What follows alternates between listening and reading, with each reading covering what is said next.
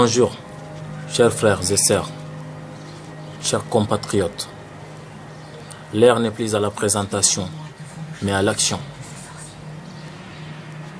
Ces messages s'adressent à la jeunesse africaine, à la génération consciente, aux intellectuels, aux autorités, aux dirigeants africains. Aujourd'hui, nous sommes tous au courant de ce qui se passe en Libye. Bien avant en Libye, les atrocités qui s'est passées en Afrique du Sud, en Algérie, ces actes ignobles de barbarie que les hommes noirs subissent partout dans le monde. Nous sommes au courant par les biais de l'Internet, des réseaux sociaux. Aujourd'hui, moi je m'indigne pour dénoncer cet acte horrible, cet acte ignoble. Pourquoi toujours c'est l'homme noir qui doit subir ces méfaits? Je me pose la question, pourquoi? Pourquoi nos intellectuels, nos dirigeants ne font rien? Aujourd'hui, je rejoins les clans de Tiken Jah Fakoly, d'Alpha Blondy, qui laissent leur voix, qui enregistrent des vidéos pour dénoncer ces actions, ces actes. Nos activistes, nos panafricains, comme les Kémi Séba, qui sont contre les francs CFA. Laissez-moi vous dire que notre problème, ce n'est pas simplement les francs CFA. Notre problème, c'est un problème de sécurité. Notre problème, c'est la recherche de la paix, d'harmonie. L'esclavage, c'est bien plus grave. L'esclavage a été aboli il y a plusieurs années. Nous avons subi l'esclavage plus de 3 siècles, plus de 300 ans.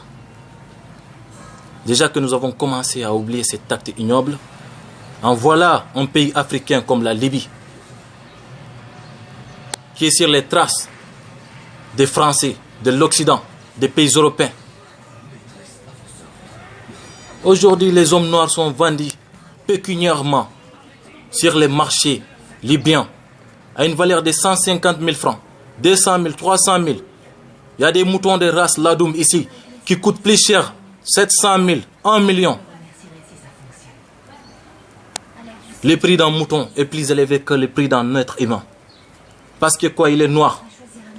Parce que sa vie n'a pas de valeur? Les Libyens sont des barbares. Des pays comme l'Afrique du Sud, l'Algérie, Libye, ne sont pas des pays amis, ne sont pas des pays africains. Je pèse bien mes mots. L'exception confirme toujours la règle. Même s'il y a des bonnes personnes là-bas. S'ils ferment leurs yeux sur ce qui se passe là-bas,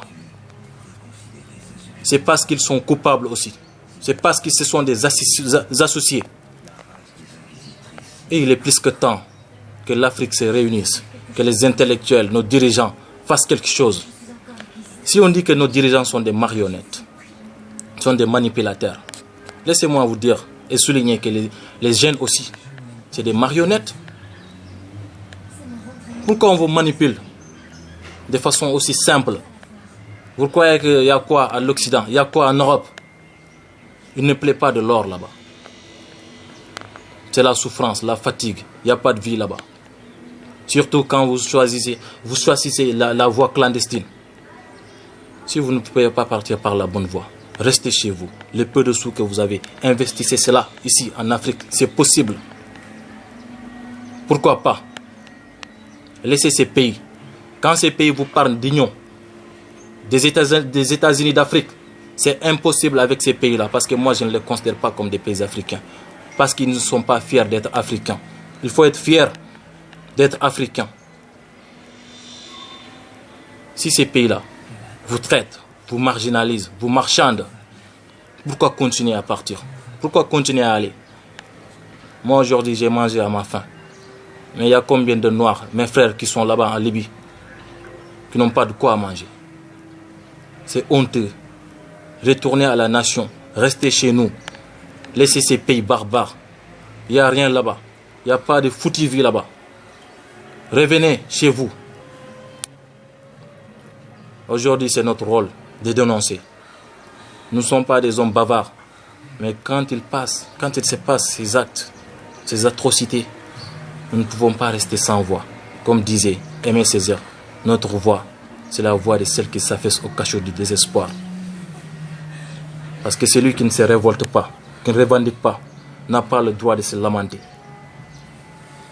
À bon entendeur, salut.